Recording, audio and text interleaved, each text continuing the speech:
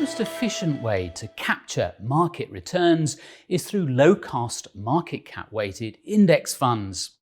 But if you want to beat the broader market in the long term, you need to look at factor investing. In a nutshell, factor investing combines a rule-based approach with strategic tilts towards certain characteristics known as factors, which peer-reviewed evidence shows tend to outperform in the long run. An example is the value factor or value premium. The benefits of value investing have been known since the 1930s. One of its first exponents was Benjamin Graham. But it wasn't until the publication of a paper by the US academics Gene Farmer and Ken French in 1992 that value investing as a strategy began to take off. Farmer and French showed how systematically tilting towards stocks with high book-to-market ratios can over time yield significantly higher returns than cap-weighted indexing. Their findings have been confirmed in several studies since then by academics including Cambridge professor Elroy Dimson.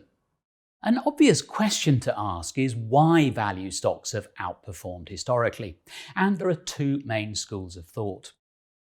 One theory is that it's all to do with risk. The evidence shows that the future earnings and profitability of value companies are more uncertain than those of growth companies, which makes them riskier investments, and higher risk demands higher expected returns.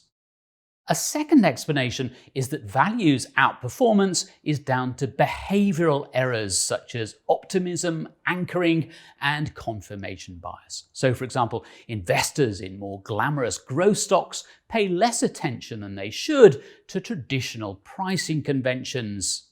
By the same token, they're often overly pessimistic about the future earnings potential of value stocks, which often show signs of distress. A third and probably more likely explanation is that the higher returns that value stocks generate are the result of a combination of additional risk and behavioral errors. So, is tilting towards value worth that additional risk? There are no guarantees in equity investing, and it's by no means certain that value stocks will produce long-term outperformance in the future. But there is a strong case for including value in your investment strategy based on the historical data. Returns differ from country to country, but since 1927, value has provided an average premium of around 4% a year.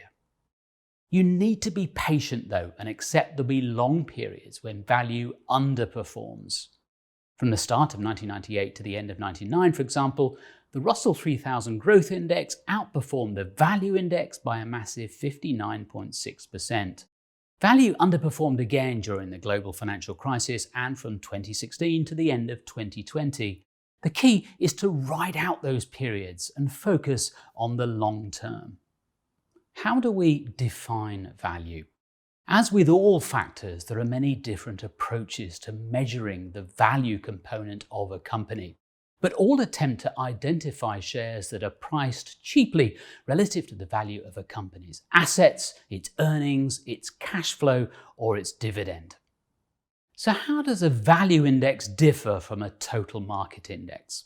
Let's compare MSCI's All Country World Index, or ACWI, on the left with MSCI's ACWI Value Index on the right.